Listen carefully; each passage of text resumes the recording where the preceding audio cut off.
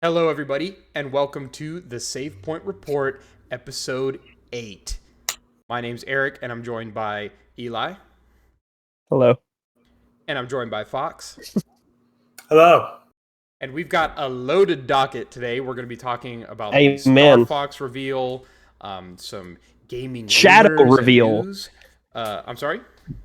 Shadow reveal. Yeah, just Drop out of that out of nowhere. nowhere. Some new games that have recently come out, such as Saros and Dome Keeper. I don't know how new that is, but we'll be talking about That's it. not new, but we'll talk. All the shit. Yeah. But yeah, looks like we have a couple things to go over top of the show before we get into the news.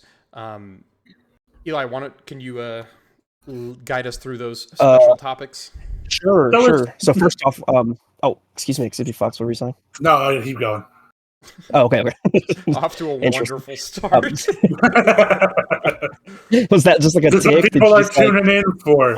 I had a thing I was doing. I was like, it's not very funny. I stopped. Okay. It didn't have to be a whole thing, but we probably could do it. So it could be a whole thing now. Well, anyway, our biggest fan, our number one fan of the show, Jack, he had a little comment. He didn't leave it on our channel because his YouTube account has his full name and he's like afraid of that or something. And I said I'd just say his full name on the stream, but surprisingly, I'm not going to do that. You can do it, Eric. You know him though. I'm good. So he wanted me to say a few episodes back we talked about Invincible. And how that you were saying many people that break at season 2, they just completely stopped watching. And he wanted to inform me that he is one of those people and that you were talking about him. So yeah. It's the classic case. They shot themselves. It is, in the yeah. foot It's for pretty no crazy. reason. It's pretty crazy. No reason. Especially like I will add like that is probably the worst season to do that on because that is probably the worst season in general. So probably, yeah, I'd say so. Not a great. It was just kind of a combination of things. But yeah, I've heard it multiple times as well since we talked about it. Like that was really interesting. Dang, that was not a. It was a bad play on their part. But here we are. That show is Yeah, still, that was a weird I think ass. it's still killing it. You know. That was a weird ass split release thing, right? Yeah, they like. They delayed it for a couple weeks. They kind of did that for JoJo's actually, Part 6 on Netflix. Did a similar thing. I saw where they talking about that. They dropped a few episodes and then waited like a year to drop a few more episodes. And I think I've talked about it a little bit in a previous podcast. At some point, I was complaining about it because I hate the way that shows are released these days. But yeah. I think if I wouldn't mind breaks like that, if it was like, yeah, we're going to take like a 3-month break, but you'll get 4 episodes after, and then after that, we'll have another break and you'll get some more episodes or something. But it was like, that is not how it went. Instead, we had like an 8-year break. Yeah. Like we were in high school, I'm pretty sure, whenever Invincible started coming out. And now we're all graduated from college. Sure. But yeah, the second thing, because we didn't record last week, I wasn't able to mention this on the pod, but they shadow dropped a re-release of the Control, art and making of Control book. Ooh. Oh, that's the wrong side. And it finally came. It's been saying it's going to come for days. And I've read a few pages of it. It's very cool. It's got some very beautiful art, and it's more so. It's unlike the Alan Wake 2 collector's edition book here, this is only an art book, and it's just got concept art and like stuff from the game. The Control book is like the deluxe edition of the game. I got you right. Yes. I found for you. I should say I didn't buy it for you. Well, you bought it, but I gave you money for it, or I gave you my card, I think. Yes, yeah, that. And it's only an art book, but coming later this year is another thing I pre-ordered is the design works of Alan Wake. So that's more of a deep dive with the devs and whatnot. Cool. That sounds very interesting. Yeah. As I said, it only came today, so I have only read a tiny portion of it, but it's seems very good so far. Nice. And I think because this is like the special anniversary edition, it's got like these cool red pages, which looks very nice. I do like that. When you when you have your own place, that'll be a killer coffee table book. No, 100%. My 17 Alan Wake and Control based books. It also came. I don't remember if this was listed, but it came with a little like if the camera will pick it up. It's like an FBC folder, and it has cool. like some cool prints in it. That's sick. So That's sick. I won't show all the prints, but the folder at the very least is very cool. I have a copy of Halo Reach that comes with a little like field journal of the like Doctor Who did the Spartan programs notes. Is that is it brown and has like a magnetic latch kind of thing on it? I have that. I got that at Goodwill. That's awesome. Yeah, I got the actual copy of the game that it was with from GameStop for like $10. They're charging the same as just Halo Reach. Wow. Okay. But I would love if they would do a version of Alan Wake that came with that for like Departure. The one that this year comes with Return from the second book. It comes with the full manuscript. So did they do a version with Departure? That feels like it would be a slam dunk. I don't think so. I would also buy the Alex Casey novels. Yes. Please. Like a special edition box that looks like it that you can put on a shelf for the game. Oh man, go right next to my life-size Alan Wake cardboard cutout. Oh, that we can't see because you won't put it in your frame. We can't see it. It's actually right above me. Wait, I don't have room for it. I literally do not have room to put it. It will not fit. That just gave me an idea. What if you attach it to the ceiling? There you go. That would be kind of epic, but you couldn't see it. You'd have to record from like. You'd have to be looking down at your camera when you're recording. I'd say it's worth That'd be a good angle. Last but not least, before all this weekend, had a little boys trip. I came down to where you guys lived. We had some fun. Separately, me and Eric can't be separately in the same room legally. Yeah. I don't think they ever actually have been. We're the same person. So I went to visit Eric.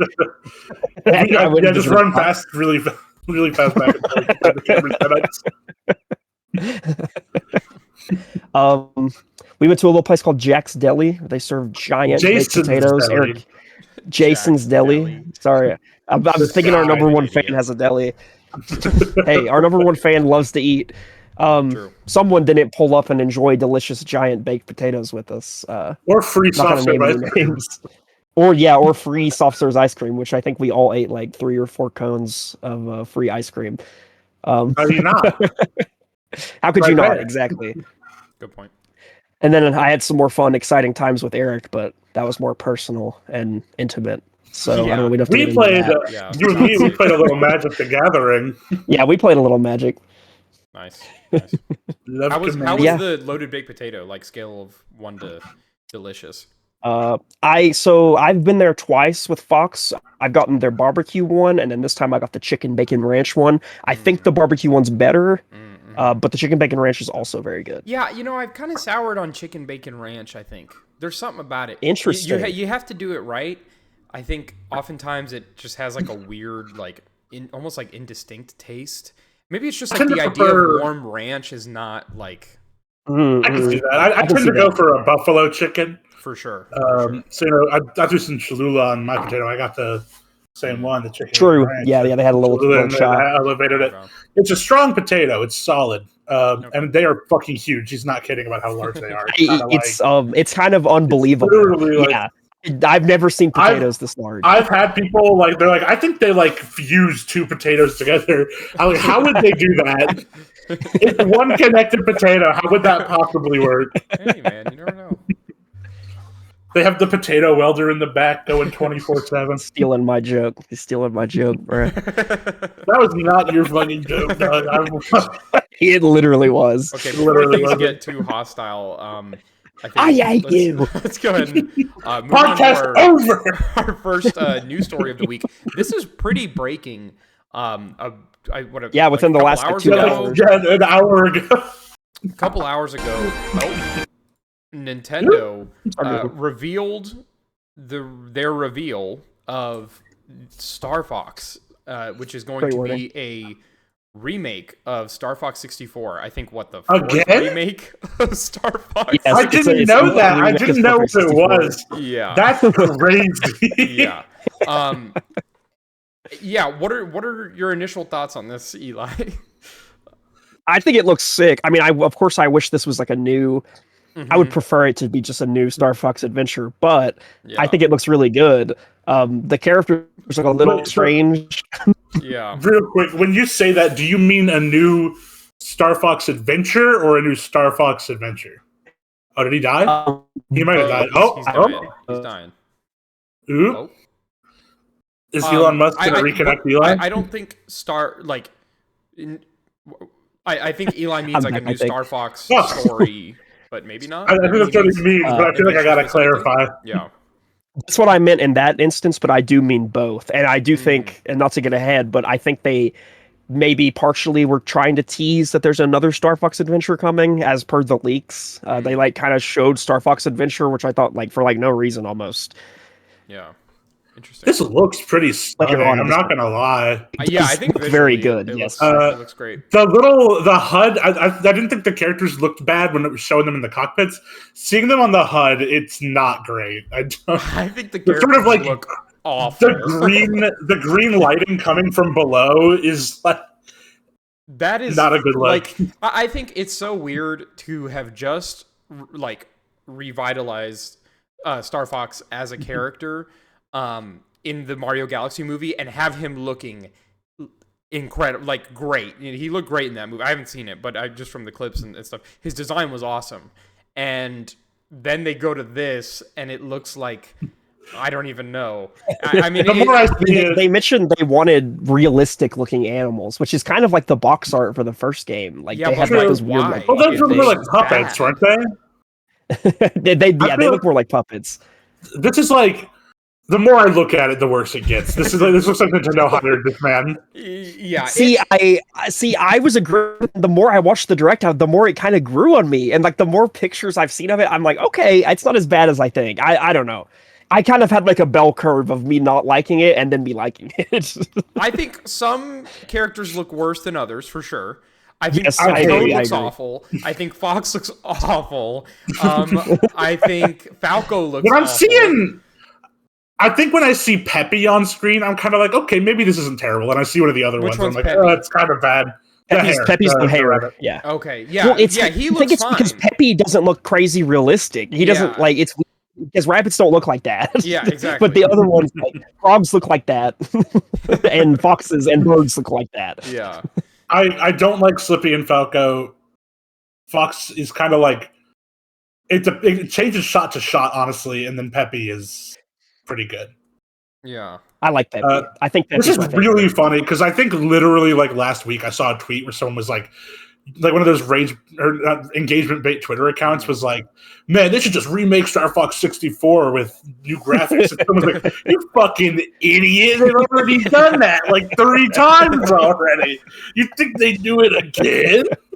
I guess so. I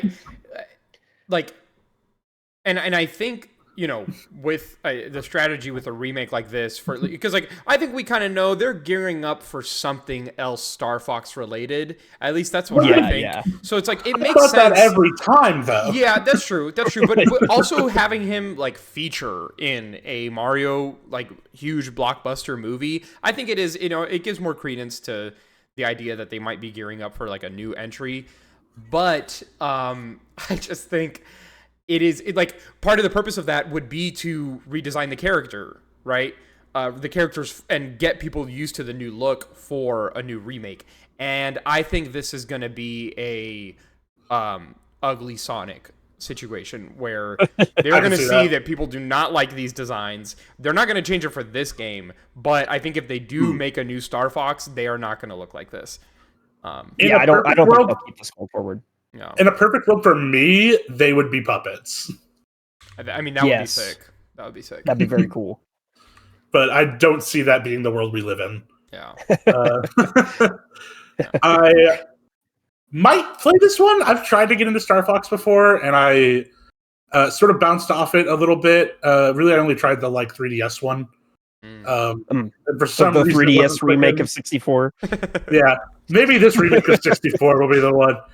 But I don't know, something I've been kind of wanting to play something where I'm piloting a thing. I don't know. Mm-hmm. Yeah, maybe it's just because I've been thinking about fucking what's it called, Steel Battalion a lot. I think I would enjoy it. I've never tried a Star Fox game, I don't think, but it seems fun. And like you guys were saying, visually, other than the characters, it looks great. So it's kind of, if the gameplay of the original is still solid and holds up well, maybe a little refined in this, and it just has better graphics, like, I think it's a win. I guess the question is, do we think this is going to be $60 US? I think they already showed it. I think it's 50. I think I think the Japanese price was shown, right? And someone converted that. Yeah, that's what I heard. I think it might have been posted on their the space website too. Yeah. Oh wait, while I was about to try to find it, here's a funny picture you can pull up, Eric. Continue talking though. That is one thing. Isn't Star Fox 64 like an hour-long campaign? It's pretty short from what I hear. That's really good. That's really good. Let's see if I can pull this it's up. so they talk about it a little bit here. Is that there's basically like a whole map of planets, and depending on how you do on the levels, you go to different planets which have different missions. So it's like there's a lot of replayability with it. Okay. And then even they added challenge modes and like a versus mode you can play against people. I think there was a versus mode in the original 64. Probably not like this, 'cause this is like 8-player versus. I don't think it had 8-player. I think it did have 4. 4? But that checks out. Maybe we could. I don't super know. I don't know. Maybe the fuck. I think because of the era that it was released in with the 3DS remake, this is really making me want even more to have a Kid Icarus Uprising remake. Yes, I think that's probably on the slate, or at least I hope in it's a on the slate. perfect world, I would love to play that. That's not going to exist. Maybe that's Sakurai's next game.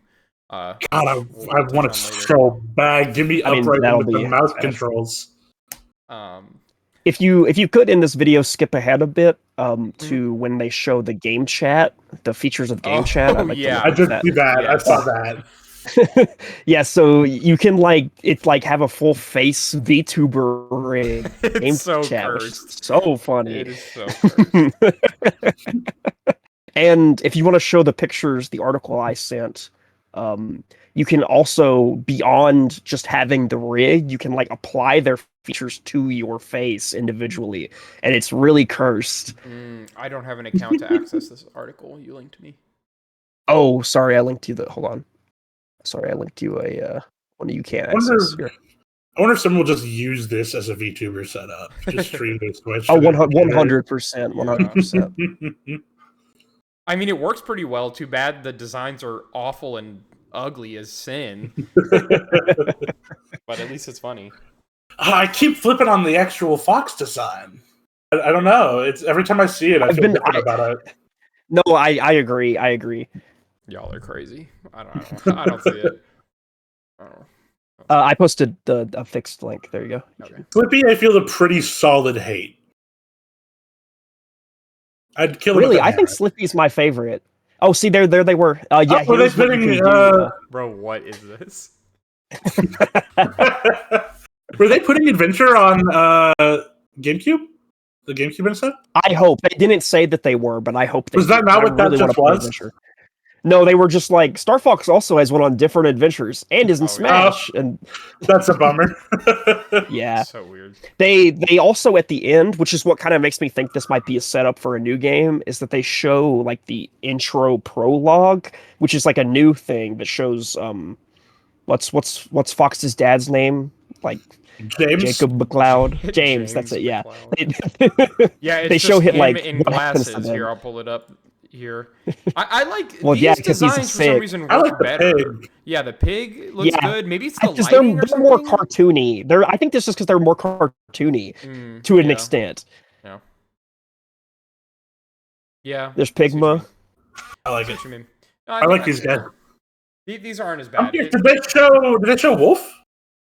I think they show a little bit. Yeah, they show in the multiplayer section. They show all the rogue guys. Oh, there it was for a second. You can kind of see him there. I'll probably get this, despite not having really played any Star Fox games. I have such a fondness for it, just in my bones for some reason. You share a name. True. Yeah, I Yeah. was kind of wondering if that would. I was like, can we get through the segment? But No. the it might also be there's just like a really good little YouTube animation called The Fox in Space that's in that I really enjoy that I think maybe colors my opinion a little bit. I recommend it. We don't gotta like make it a whole thing, but Interesting. I've never heard of that. Well, cool. They did do like an anime kind of Star Fox thing for Star Fox Zero, which is also kind of cool. And in the check Mario that out. movie, right? There's like a little anime Yeah, sequence. they animated it. Really Yeah, cool. I'm glad that they gave that to Illumination, so it's just not going to be good. But you know, But I mean, the anime, that part in the movie did look cool. true. I mean, the whole movie's animated very well. Yeah. Hey, maybe if there's a Star Fox one, they'll have a plot. They'll remake Adventure 64 again. Yeah, they'll have random planets. Every theater showing will be different. That would be fucking awesome. That'd be The Clue movie. Okay, moving on to our next story here. Mina the Hollower. We've talked a good bit about this game, kind of the hype leading up, and the release date has finally been revealed, and it will be coming out on May This month, baby. What is it? 29th, I think. May 29th. This month. Whoop, whoop. We don't have to spend a lot of time, but is that about what you guys expected? I thought it was going to be later in the year a little bit. No, that's crazy. When they said it was going to be gold, it was like it has to be coming out this month. I thought probably June, which I guess I was kind of right because it basically is. Yeah, true. It's close to June. Yeah, no, we're going to talk about this game a lot once it's out, I'm sure. Yeah. It's a few short weeks. I will say there's a few other games coming out close to it. The Yoshi game is coming out, which I want to get. Luckily, that comes out before this. And then there's another game called Dark Scrolls, which is like an auto scroller platformer that looks really cool. Oh. And it comes out like the day before this comes out. So I know which one I'm going to be playing. So yeah, sorry about that, Dark Scrolls. You looked cool, but maybe one day I'll get you. But I got my survey for this to get my code. Maybe Kickstarter codes will come out early, but I've been hearing that reviewers have been getting codes for this game, so it's out there. We should be getting reviews hopefully pretty soon. God, it looks so good. I'm so fucking excited. No, I know. It's my most anticipated game of the year right now. I was so mad when you took it from me in the open critic thing. Hey, it's only been 4 years of choosing it in Fantasy Critic. Then I wish I just ripped it right off the bat and just stole it from you for that the year it came out. That would have been so funny. Eric, will you be buying this game? I mean, it looks really good. The thing is, like, I would feel a bit like a poser because I've never really played a Zelda game. That's crazy. And I haven't played Shovel Knight. So you got time to tap into both of those. Yeah, there's plenty of time. You got 3 weeks. I don't know. Link to the Past is on the Nintendo Switch Online. Yeah. Link to the Past holds up. I played it last year. Yeah. I mean, Oracle of Ages and Seasons, I think, also is. Oh, really? And those are also both really good. Okay. Maybe I should. Doesn't have a harder time getting into. But. I've been thinking, really? And I don't mean to use this term in a derogatory way, but like I feel like it'd be fun to do like a series of streams or something of like playing like homework games, you know, that I haven't played. I think Stupid Chud plays gaming classics. Yeah, exactly. Little iPad baby tries actual games. But yeah, never mind. I won't be doing that anymore. Okay. I'm gonna keep playing Marathon. I got to play COD Black Ops 7. Okay. I bet it's so new. But, all right. I love COD campaigns. Okay, we can actually just switch to this for this. So, next on the docket, your Xbox won't get Microsoft Copilot AI features after all. Thank God. This is from PC Mag, James Peckham over there. They say Microsoft is removing Copilot features from its Xbox mobile app and has canceled plans to bring its AI chatbot to Xbox Series X and Series S consoles. According to Xbox CEO Asha Sharma, The previously announced Copilot features no longer align with the gaming brand's recently overhauled plans. It means the end of Copilot integration in the mobile Xbox app, which provided users with advice on how to play, and the end of development for an upcoming console integration. She said in a post on X, quote, Xbox needs to move faster, deepen our connection with the community, and address friction for both players and developers. End quote. She also explains how new team members, including executives who previously worked on the Microsoft Core AI team alongside Sharma in her previous role, have moved over to Xbox. She said, quote, as part of this shift, you'll see us begin to retire features that don't align with where we're headed. We will begin winding down Copilot on mobile and will stop development of Copilot on console, end quote. And just a quick blurb here about what Copilot actually did. The AI integration was to help players interact with an assistant using their voice, including a mode to ask for tips and tricks, reminders about plot points in their current game, and even showing Xbox achievements or recommending new titles based on what they've played previously. So this this comes, in a long string of decisions that her and her team have been making as like the new head of Xbox. I think the headline is nice. Reading kind of about what Copilot did, I can't say I'm like super against it. I don't know.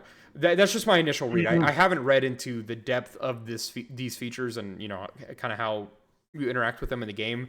But recommending new games and stuff. It doesn't sound like the most harmful or lackluster use of AI. But what do you guys think? I guess it's sort of one of my issues with AI is it feels like it's a thing that's like why I haven't latched onto any AI stuff at all, is that it feels like I am outsourcing my ability to think critically to a company in a way that I don't feel comfortable with in a lot of ways. So I think it's like, on one hand, it seems like, you can use an algorithm to determine what games I like and suggest things that are similar. But then I'm kind of thinking like, well, that's going to let people put their thumb on the scale and, pay to get their recommendations in there more, whereas I could just listen to somebody that I know whose opinion I like. Yeah. And like a good podcast out there. Yeah, like the Savepoint report gaming podcast. news. We don't need Copilot; they have us. Yeah. And I don't know. Like also like the tips and tricks thing. It's that's fine, I guess. I just it is because something about it leaves a sour taste in my mouth. I agree. Because I think PlayStation even said that they were planning on doing something like that, something similar on PS5. I might have exaggerated this in my brain, but I think they said they were going to do a thing where they would let the AI play for you for a little bit. They patented that. They did something like that as well. But regarding like the tips and tricks and like asking questions mid-game, it is like I that goes well with what you're saying about like removing kind of the critical thinking from games. But at the same time, it's like if I'm really stuck on something, I'm gonna just look online for like a YouTube guide on like how to maneuver through this space. Yeah. So it is like, if it's just cutting out the middleman, kind of sucks for the people who create that content and create those guides. That definitely sucks. But it is kind of easier to just press a button and be like, hey, I don't know what I'm doing here. Help me through this. Now, I think that would definitely lead to people resorting to that much quicker than if they had to go through the effort of, going to YouTube and all this stuff. But I don't think that that's a consideration for a company like this. But hey, maybe it is if they're canceling development.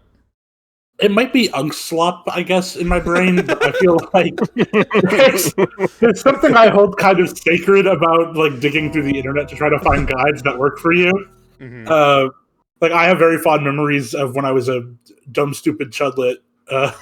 Getting stuck in Zelda games, and I would go to go to Zelda Dungeon. ZeldaDungeon.com, baby. Yeah, man, baby. There's actually I have this like core memory where I was in a snowstorm up in Pittsburgh, or in Pennsylvania, like near Pittsburgh, and it was really, really bad. We lost power and stuff. We had to bust out the candles. I can't access Zelda Dungeon. I can't access Zelda Dungeon. I was having a great time. That was right when Phantom Hourglass came out. So that's when I was grinding out. Oh, and luckily I had a little charger that I could use in my mom's minivan, so I could still charge my DS. You're fighting through the snowstorm. Just get to the minivan. The last amount of power we have. I had a cousin who I was really into video games, and I called her, and I was like, she picked up. Go to ZeldaDungeon.com. I was like, how do I get the thing from the map to the other map in Phantom Hourglass? They were like, I thought you were dead in a snowstorm. That's funny. But it's like there's that little bit of human connection, I guess. There, I agree. It's like when you take that out, it feels like I don't know, we're so isolated in general. It's like we're just putting everything into robots. It's just regurgitating it into our brains. Yeah, slop is such an overused term, but it literally feels like it's being fed into a trough in front of me. Yeah. It's just I think it's weird. Oh. Sorry, I think it's weird for Xbox to like this is where the buck stops. Though I would just assume that is a path that they would see value in. Because obviously they don't care about the human connection of going to YouTube and looking up a guide. If there's something that they can market that would make it easier for gamers around the world to look up their guides or whatever. Rise up. I guess I'm just surprised that that's where they would be like, oh, no, we can't have AI here. But sorry, what were you going to say, Eli? I was going to say, like, even beyond all that stuff, and this is just a personal preference, like, I just hate using voice controls to do stuff. Like, if I was needing to look something up, I'm just going to grab my phone and type in ZeldaDungeon.com. I'm not going to go, hey, Groktindo, how do I solve this? Zelda dungeon? But I agree. I agree with all the other points that you guys made. To me, it does seem strange that they're removing it because it just seemed kind of harmless. Like it's like I don't know, if this was something I didn't want to interact with, I would just turn it off. And it's like I don't know. There's a market for people that would use this, but maybe the Xbox market is already so small. They're just like, let's just not even bother and just work on having a computer that's an Xbox. Yeah, that's what I think. I think if I shift my perspective to like from a marketing standpoint, I think how does this actually sell Xboxes?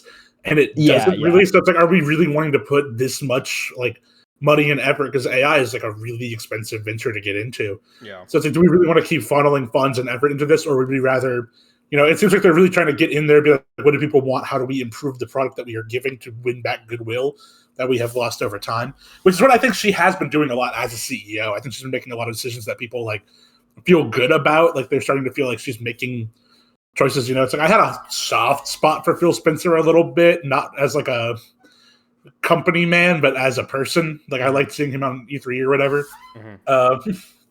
But she just seems like she's actually getting in there and like, she's doing things that feel like they are trying to make Xbox a video game console again, which it hasn't really been since the Xbox One.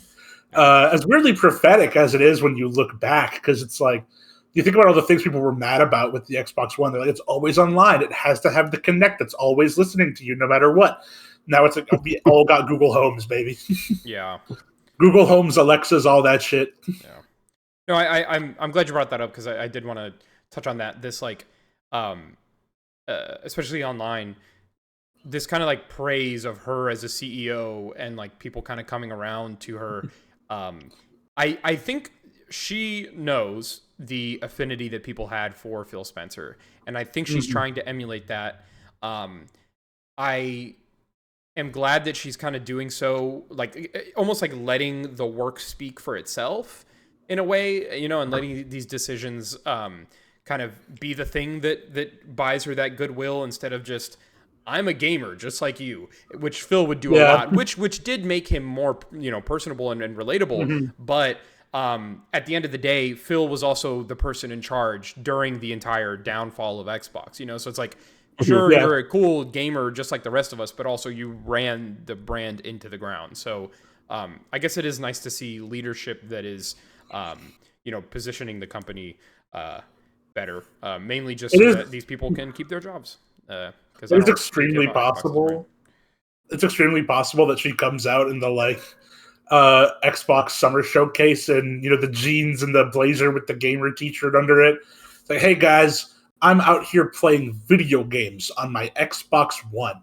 And it could seem like a redundant point, but at the moment, She does seem to be. I completely agree with that point. That she is like letting the work speak for itself more. Let's see if they close 1 billion studios this year. Yeah. Before I start too much praise on her, but 6. I'm gonna go under 6. Yeah. That's for sure the biggest thing is can she make it so that these people can keep their jobs? Will Double Fine still be here at the end of the year? We'll see. Not if Kilm's anything to go by. Yeah. Maybe as an indie. I didn't pick that on Fantasy Critic. Yeah. Alrighty. Okay, so next on here, we've got the Reset magazine. Sorry, let me pull this up. I did not get a chance to look at this before. Who added this? It was me. I was just seeing it got announced today. It's by the team that did Claire Obscura 33. They're like launching their own gaming magazine, which I'm sure all of you guys have experience with gaming magazines. I used to love Nintendo Power back in the day. I worked at GameStop. Now, you worked at GameStop. Amen, bro. Amen. That was like living in a gaming magazine. I got the Game Informer. I'm interested in this as a concept, though it's $28. That's like kind of a lot. Yeah. Is it hardbacked? It looked hardbacked. It might be. I don't know. It doesn't say. I don't think so. At least in the description, it looks like it could be, but I'm not sure. It looks like it. I like the way it looks. Yeah, it's got a nice aesthetic. It's got like alternate covers and stuff. I like the Clear Obscure team. You know, they have good taste. Despite the fact that everyone, you know, all the whole conversation around Expedition 33, there were so many people being like, the first good turn-based video game. It revolutionized the genre. And you hear them talk like, you know, we love Dragon Quest, we love Final Fantasy, we love Chrono Trigger, all this. Yeah. Like Panzer Dragoon or whatever. Yeah, I feel like that was definitely coming from outside of the development team for sure. Yeah, no, the dev team has so much love for JRPGs. I think they probably weren't especially pleased with that like narrative that was going on around them, but I mean, they bundled it with Metaphor ReFantazio, so yeah, that looks cool. Yeah, that looks cool. There's a list of some of the writers and stuff, but none of them stick out to me as people I know. But I could be interested. I might check it out. Yeah, it says reverse cover variants, so it might not be hardback. Yeah, I could see that. Yeah, might be a tough sell. Though I think, you know, Game Informer is back. They're doing their magazine again after. Is it in print? Hiatus. Yeah. Is this website breaking for me? It looks terrible. No, it just looks like that. I also meant to bring that up. Yeah, the website does not look good. Jesus Christ. That's just what their website looks like. It's hideous. There's another magazine. I am forgetting the name, but it's a similar kind of thing. It comes out like every few months or maybe even once a year, and it's much more like, you know, aesthetically designed, no ads. It's just like stories from creators and people in the industry. I'm interested in that too, and I think it's I am personally more interested at this stage in my life and at this stage in the games industry in a magazine like that is like, you get it every once in a while. It's got really like deep insights from all these creators. Not that Game Informer doesn't have that, but Game Informer is also kind of like riddled with ads. They've got a structure that works for them, but it's not as I don't know. You don't. I think it's harder to see the artistry in it. So I think this makes more sense. Basically, a lot of what Game Informer is doing is things that you already see online, where this, I think, is taking more advantage of print as like a medium of like delivering that news. So is the one you were talking about a profound waste of time? Yes. Because this looks fucking awesome. Looking at the website, magazine's very this cool. is so cool. This like download one they have on the bottom is one of the coolest things I've ever seen in a magazine. It looks like really at the very bottom of the page. That is awesome. I want to buy these. Oh, I like that cactuar. Life is Strange. You love that, Fox. Does he actually love Life is Strange? No, it's his favorite game series. Oh, okay. I very deeply dislike Life is Strange. We can get into that another time. Alrighty. This is sick. I want to buy these. Yeah. The Shovel Knight one. Here we go. The waste $40 of time, glow in the dark edition. Yes, please.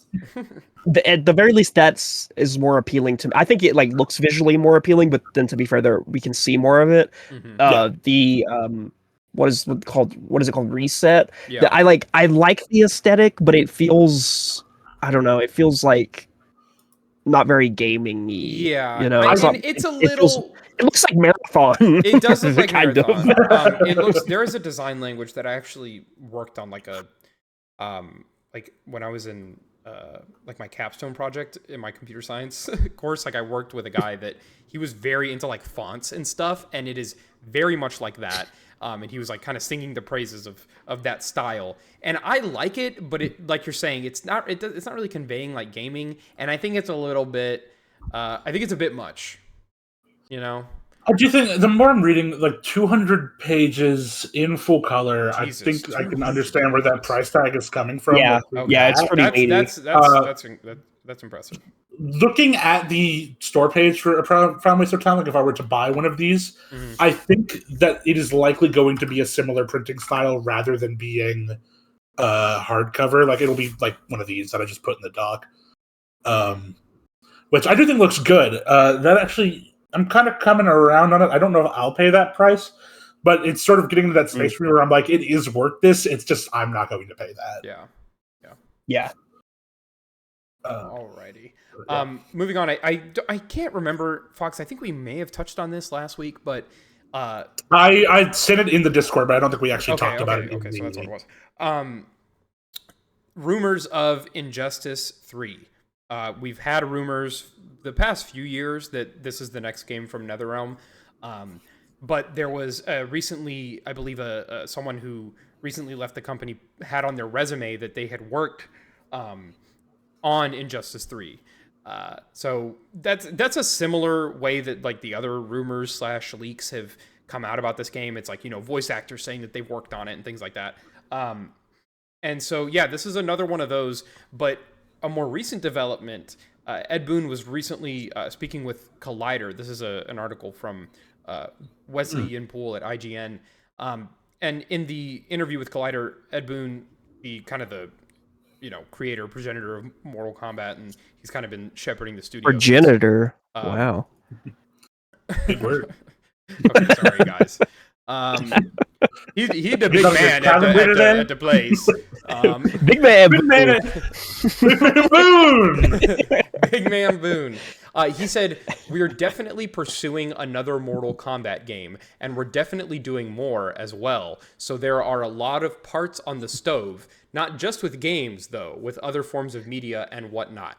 So we've got a lot of great announcements that are coming." And that was a quote from Ed Boon. So that was from a question, where they asked about the kind of the future of Mortal Kombat. I think, Ed Boon, he's been around a while. He knows kind of how to interact with, fans. He knows that his words carry a lot of weight, and I think he knows that people are going to kind of pick it apart. And I think he was careful to not insinuate here that Mortal Kombat is going to be their next game. But, the way he words it, saying, we're pursuing another Mortal Kombat game, I think maybe not confirmation, but I think he is teasing that the next game is not a Mortal Kombat game and that it is going to more than likely be a DC game, though he doesn't mention that explicitly here. I think I love both Mortal Kombat and Injustice, but I definitely have more of an affinity for Injustice. It is about time. We've had 2 Mortal Kombat games in a row. When it was looking for a while like they were going to maybe alternate between the 2 series, we got 2 Mortal Kombat. So it is high time for a new Injustice or just a new DC fighting game in general from NetherRealm. But yeah, would you be excited for that, Fox? Have you played Injustice? I have not really dipped too deep into Injustice at any point. I liked Mortal Kombat when I was growing up. I'd kind of cut my teeth on Mortal Kombat 2 Deadly Alliance back on the PS2 and everything. So it's one of the issues is I'm just not very fond of the Injustice setting. I agree. Myself, just like a personal thing, I don't really love the what if Superman was evil? Yeah. but there's a lot of stuff I think that like they're in those games to like. I enjoy a lot of I see the TikTok compilations of the character intros when they're talking to each other. Some of those are pretty neat. I just don't like when games like fighting games have gear systems. Myself, I think it's like the progression in a fighting game should be you getting better at the fighting game. Yeah. But it's like I might give it a look if it was like not in the Injustice setting. I would be more interested for sure. Yeah, and I don't which I think love is likely, but I don't love the actual like looks of the Injustice games. Like I feel like it's kind of washed out a lot of the time. From what I've seen of it, like I said, I haven't really played them, so I can't speak too heavily to that. But I tend to like the style of like a Street Fighter 6 more. Or I adore Soul Calibur, but they're never doing Soul Calibur 7. So yeah, I've sort of been trying to make peace with that and not. We talked about that this weekend. Yeah, playing a little. Oh yeah, go ahead. I mean, I'm sure that the next one will be Injustice 3 because I think that name is just too good to like, or that name's too recognizable to abandon. But I do hope that it is more of like a like put some color in it, like just make it. It doesn't have to be evil Superman again. Even if like want to like I don't think they're shake it up a bit. That. I don't think because I totally agree with what you're saying. I think it probably will be called Injustice 3 or Injustice something. But I think it'll be kind of like what they did with Mortal Kombat 1, their last game, kind of like a reboot on the franchise. And I think they'll do a similar thing here. I think that the story of the first two games, I've kind of said this before, for me, a fighting game story needs to give me good reasons for, these characters to butt heads in interesting settings, right? And I think those games do a good job of that. Now, I think the stories themselves could be better, and I think in this new age where we are, I think we're mostly past the whole, like, what if Superman was evil thing. I think they would be kind of fools to retread that again. The last Superman did so well by not doing that again. Yeah. I think we need a hope core. Yeah. What if Batman was evil? Dang, you just stole Eli's joke right in front of me. No, seriously. It's crazy. You guys are just stealing each other's jokes. Look, you guys, it's only him. I don't believe that. I've noticed that our senses of humor are so close that sometimes we make the exact same joke at the same time with the same wording. Yeah, I don't know. We'll see. Will we see this announced or just revealed in the press meeting, like a press release or they're just gonna go, yeah, guys, Injustice 3 is coming out next year. Give us some invest in a company. I think Injustice 3 is a perfect Summer Games Fest announcement. Please. I agree. Please. I am going to do like whatever seance like ritual I need to perform to get them to announce that game at Summer Game Fest. I will do it. Gotta give Jeff a big kiss. Please, Jeff, please. And I think regarding what you're saying, Eli, I think that Ed Boon was, I'm sure, because when they revealed Mortal Kombat 11, for example, right? That was at the Game Awards, like, it was a classic moment. Ed Boon was presenting the award for like best sports game or something, sports racing game. And then they did like the surprise reveal. The lights. Yeah, that was cool. It was very cool. And so I think that he specifically cares a lot about, the anticipation, the teasing, and like the reveal of these games. And I think that I hope that he kind of laid down the law with them and was like, guys, this is not happening again. You are not going to reveal that we are working on Mortal Kombat in I think it was an earnings call, which is just so gross. It's awful. I don't think that's going to happen. And I think Summer Game Fest is a perfect place. And the timing is also perfect for them to reveal it then. So my hopes are very high that will happen. I'm gonna hop on Kalshi and fucking put a bet down. Put $5,000 on Kalshi. Put all my savings on it.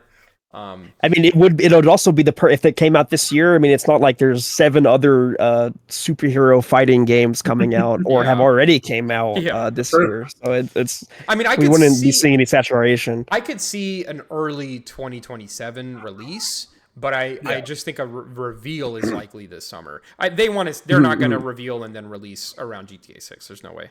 Unless they're just like, it's out today. Yeah, which I highly doubt they would do, but maybe. I've been thinking I might do Plastic Man's a playable character, then they got me. Yeah. But otherwise, I don't care. I've been thinking I might do like a roster prediction video.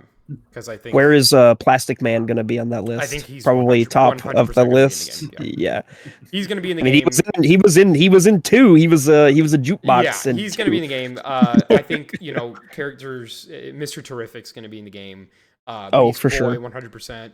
There's a few that haven't been yet that I 100% for a fact will be in that game. And yeah, I think those are some of them. But yeah. Do you think the Benjamin Netanyahu analog and Superman will be a playable character in the game? No. But that is an interesting thing. James Gunn, when he first revealed, or when he was first doing the slate reveal. He said games. Yeah, he said that there were going to be tie-in games. I think, as most people do, that is not a good idea. But this, might be the place to do it, oddly enough. You don't have to super focus on the story, and you can just kind of introduce and build upon the characters that have already been introduced. I think it would be weird because you're kind of, for the ones that haven't been revealed, you're kind of setting their design in a game, which I don't know if that would kind of, mesh well with the creative vision. I don't think that's going to happen, but interesting nonetheless that we haven't, other than Lego Batman, we haven't had a DC game come out since he said that. So are we going to see games in that universe? I guess we'll see. I don't. You could have a skin for Superman that has the Lex Luthor. It could be Ultraman, and you can have when you do the attacks, you could be Lex Luthor saying the moves. Oh, that'd be cool. That would be so cool. And that, I mean, that will 100% happen because in the past they've done obviously movie tie-in skins, but in Injustice specifically, they've done, I think they were called premiere skins or something, and it was basically just different characters that. So I'm trying to think of a good example. I can't think of a good example, but they would take a character, a Power Girl for Supergirl, right? So it's Supergirl's in the game, and then she had a Power Girl skin that changed all of her voice lines, added some different effects and stuff.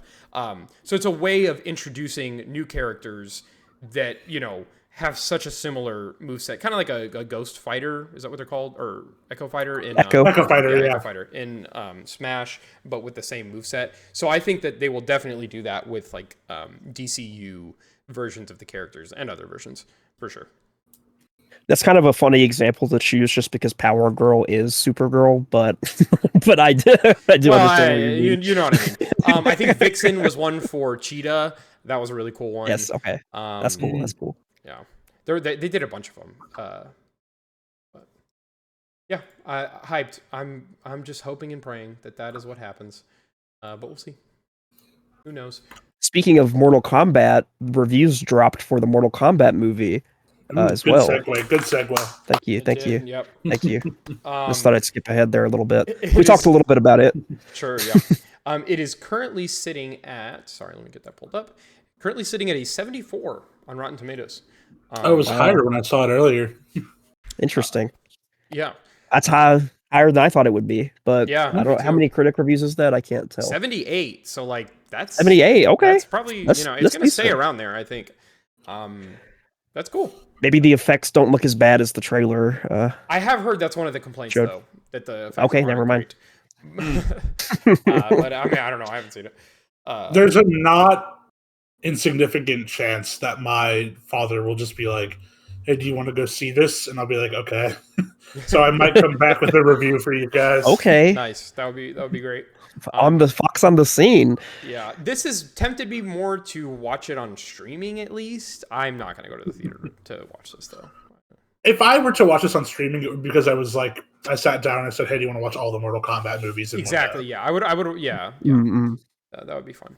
But yeah, happy to hear that it's not awful because it looked pretty bad. So I probably would have watched it if it was awful. That would be a fun. Yeah. The boys. because The boys 74 is night. like it's right there. It's Where not it's like, that well, it's bad. obviously it's not Yeah. bad, so it's not gonna be funny bad, and it's not that great. So and If it had something two like this more, for I'd me be to, more interested. yeah, it would need to score really high for me to be like, oh, like I need to watch Yeah. this, or really low. If it had like a actually. 90, I would be like, I'm there. Yeah, exactly. Like they must have cooked. All right, but yeah, we just wanted to give an update. We've been talking a lot about video game adaptations recently, so alrighty. Next on the list, we wanted to touch on the reveal of Mood Swings. This is the new game from Wizards of the Coast, creators of Magic the Gathering, of course. This is, if you don't know, Mark Rosewater. He's been with the company for a very long time. He's kind of, I think, the overall like design lead or creative lead for Magic at this point. I think so. So he's the GOAT. He's an awesome guy. Eli's met him. He shook his hand. I've met him a few times. Did you give him a kiss? A few. Yeah, at MagicCon last year we went. But yeah, he's great. I attended a bunch of his like talks. He's a very very smart, very interesting guy. But anyway, this has been kind of his his baby for the past however long, that he's always wanted to like actually turn and to a real game and get out to the public, and they're finally doing it. It is a one deck game. So, whoever's, I think it's 2 to 4 people play with one deck, and you're basically, rather than like directly fighting other players, you are playing cards on your turn to gain points, and then at the end of each like turn cycle, the whoever has the most points wins that round. And I think it's like best to 5 rounds, and there's cards will have different, they'll interact with other cards and players and points in different ways. And yeah, it looks fun. I think it seems cool. Is this not a trading card game? This is a like buy in the box and then you get a box of random cards. Like there's rare, there's like common, uncommon, rare, mythic, and you get like your box will be different than my box. Yeah, if we your boxes, deck, basically. I think, is like the way they've explained it. It's like you buy decks, but those decks have like randomized cards in them. And you can change and customize your deck. I guess at the LGS, it's like, oh, is it going to be your deck or mine? Exactly. Kinda, yeah. They did share some like alternate ways to play, and there are some that are like you have your own deck and play against people. But I'm sure that the most played will be single deck. That's what Magic's for. Like, I like the idea of just like, hey, we're in between rounds of this or that. I've got a deck on me. Let's play a quick little round of Mood Swings. I like that vision. I do think you underestimate people's willingness to do the exact same thing over and over and over and over and over in different skins. I think people. I think there's a very real world where people are just like, this is the most popular format, is where it just plays like Magic. Yeah. So you're saying like they would just find the best deck and just like constantly run with that, or what do you? I just think that people may just gravitate to the 2 separate decks and not care about the thing that makes this interesting and unique. Oh, I see what you're saying. Yeah, I can see that. Yeah. It's I've been fascinated by how different card games approach their systems for like life and things like that. Because it's just, I think the design of it is very fascinating. So I'd be interested in seeing more of this. I think probably the coolest one is the Digimon one. The way they do mana is really, really sick. Because they have like a sliding scale where you can play as many cards as you want, but when you spend too much mana, it pushes it to your opponent's side, and then gives them the mana that you're going to be working with for their turn. So it's like you can do like a crazy huge play, just slap a 10 mana thing immediately, but then your opponent has 10 free mana to work with before they push it back to you. That's cool. Really interesting thing. But yeah, I'm looking at the footage here. I'm not seeing like any Walking Dead characters or like Spider-Man, so I'm just not that interested really. I don't see a Ninja Turtle. I think that this game does lend itself decently well to having crossovers, though, because you can have, like if they did a Marvel crossover, like you can just have art on them that depicts like I don't know, like anger, the Hulk or something. Yeah. It wouldn't be hard. I think that definitely will come. This could have like, this top Trump's level of like different properties getting thrown in yes. here. This could be the new Monopoly. Magic the Gathering's Monopoly. I think if it is successful as a game, that will probably happen at some point. But I think definitely because also, like, this is its first edition. So one thing, like they noted, you can't see it as well currently in the video, but another card might pop up. They for this first edition, they wanted the cards to feel kind of like cutting room floor, kind of like pieced together. So it's using early illustrations of Magic cards for the art that they went through. And this one will only be available through Secret Lair, so get ready to buy that. I'm so excited. It's $25. It's like comes out on June 1st, so I'll be in the queue, I guess, because I'd like to. I'll let you buy that and then play with your one deck. Yeah. And then I'm sure after that we'll see it with different card arts, probably different IPs as well. Maybe new cards, but I think there's a pool of like 130 something, I think, which like I don't know how they thought of that many emotions to begin with, but they did it somehow. Out there. Meekness, the little Nolan emotion. I feel like that's an attribute. Yeah. Do you think they really did the re-release of Don recently, like for Secret Lair, just like to promote this a little bit? Nah, probably not. It was because like that came out at last year's MagicCon too. I think it's a similar product, yeah, but I don't know if it's that aligned. Yeah. Sweet. Okay. Yeah. Alrighty. We could also touch a little bit on at MagicCon this year. They did reveal a few new cards. We could talk about that just real quick. They showed off some for The Hobbit. They showed off some for Reality Fracture, and they showed off some for Marvel superheroes.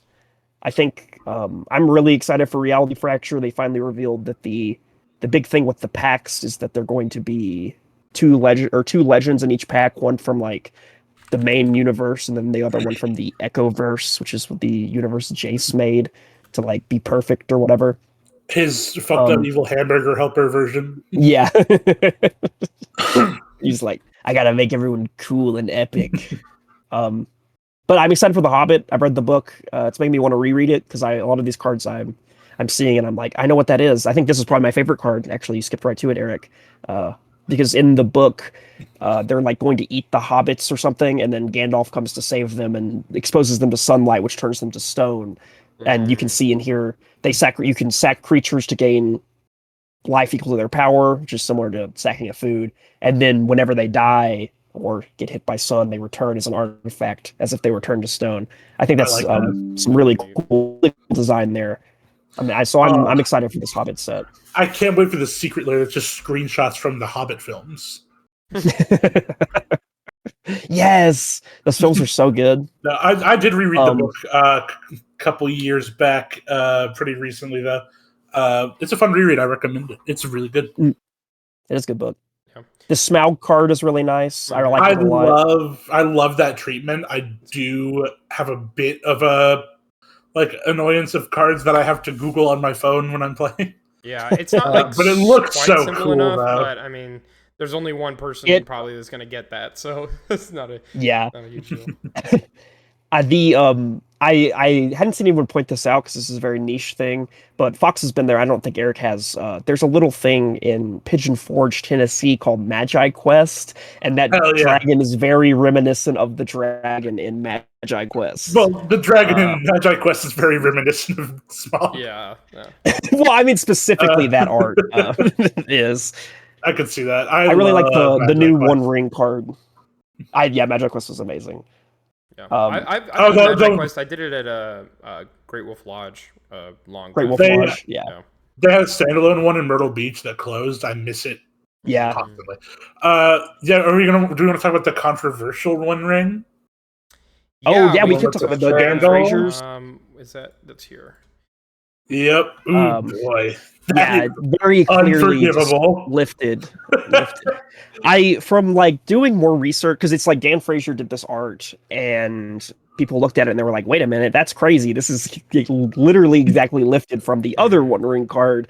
But it kind of just seems like honestly, Dan Frazier is really old, and it seems like he's not really all there. Is what has been I've been seeing online. Is a lot of people go to him to get stuff signed, and he's kind of like he doesn't really understand what they're saying or know what they're talking about. So it honestly kind of seems like it could be possible that he was using that as a reference and then just uploaded the reference by accident, and then somehow no one at Wizards was like, "Oh, wait a second, this is exactly this looks exactly my the same." sticking point is that nobody got it. Yeah, they were like they in the look so identical. They're probably using it's- Grok to do their QA work now. So Yeah. that's tough. Yeah. Tough. Unfortunate situation. It is weird. I am failing to see like why it's that big of a deal, I guess. Mainly because it is another Magic card that it's pulling from. But I mean, I don't know. It's a different artist because he didn't do the original art. Yeah. So the fact that it's like they were like just going to release this in this state with no credit for the person who made the art that it is. And they've been like, we're gonna still release it, but we're gonna put their name on it too in the future ones.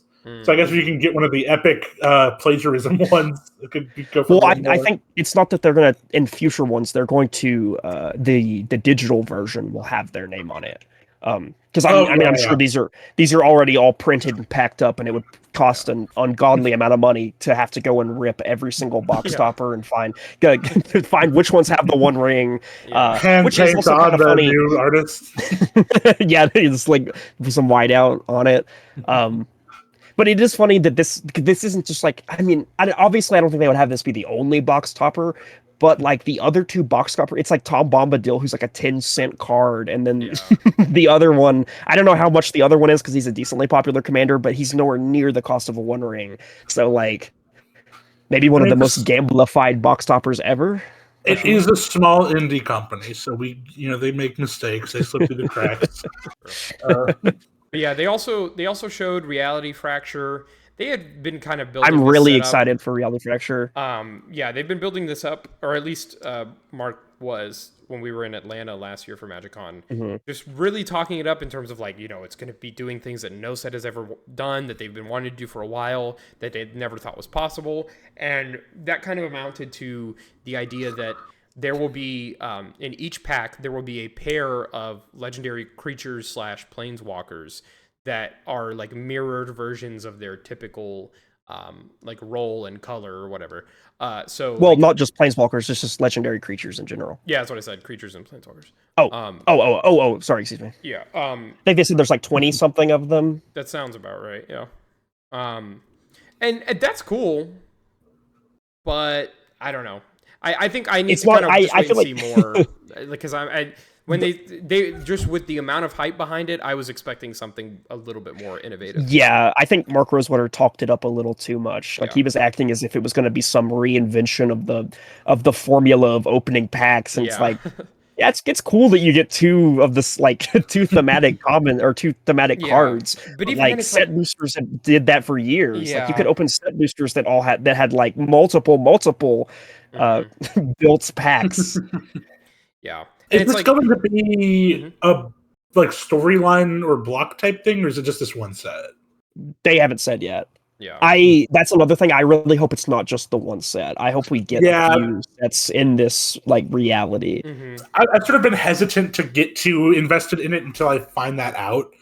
Because if it's like a one and done, I'm kind of like, that feels like a lot of stuff you're doing to be a one and done when there is so much room to do like a Phyrexian invasion type thing. Yeah. But who knows? Especially like a decently sized focus of the set is just going to be on alternate Strixhaven, which is cool, but like I feel like I'd rather see like on alternate Ravnica would be really cool, or like alternate Tarkir would be really cool. Just like do some different twists on all of those things. Like Strixhaven's cool, but We kind of if that's just it. I'd like to see a lot more than just that. Yeah, I agree. I agree. And then the last thing they showed was more cards from Marvel superheroes. Really, just a couple.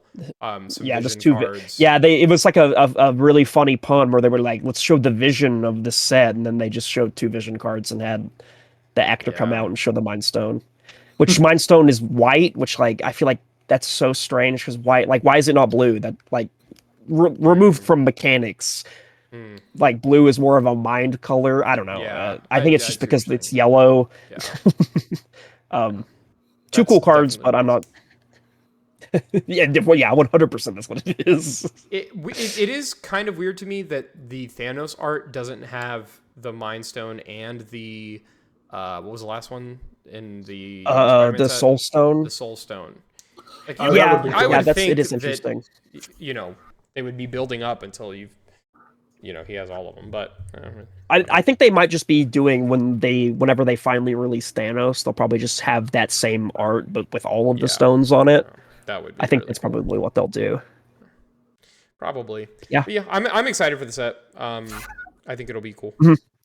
Excited to see more of it, because plenty of cool characters that they can do, and I think like even like for what they've shown, what was leaked, and then like these Vision, the art is, well, I can't tell who did the art on that, but Mark Spears. It says I think with this like versus something like Spider-Man, where it's like there were just so many spider people, it's like you kind of just have to like make stuff up for them because otherwise every single character is going to be basically exactly the same and have the same mechanics. This like you can really stretch it out and have like having giving Vision phasing, like okay, that's really cool. You don't see that super often, and it fits thematically. Yeah. Yep. Alrighty, that is the reveals from MagicCon. Oh, was I missing something? No, I was just gonna say don't skip over number 6 because because we jumped to the Mortal Kombat thing. True. Yeah, so this was a tweet from Kiwi Talks where they're talking about their 4 favorite gaming franchises, and Eli, I think you have a better idea of who this is. I don't really know this person. He's like a pretty prominent like developer interviewer. He definitely has a lot of like connections in the industry. So, it's well, I know when I sent this, you viewed it a little differently than I did. Is that you thought I meant we should focus on the top part where he's like talking about his favorite franchises, but the reason I sent it was just because he says GTA 6 comes out in November. Another Metroid game's on the near horizon, Smash Bros. In the next year or two, and another Zelda game and the movie in 2027. Which down in the comments, someone asks, they're like, "Hey, is this like just your speculation?" But he was like, "No, I think yeah, right here. Wait, you know about all 4 of these?" And he says, "Of course." Yeah. He says, "Of course." Yeah, he says he knows that these are from people he's talked about that they're coming. And then even in the direct reply that he did, he's not saying that any of these are necessarily new.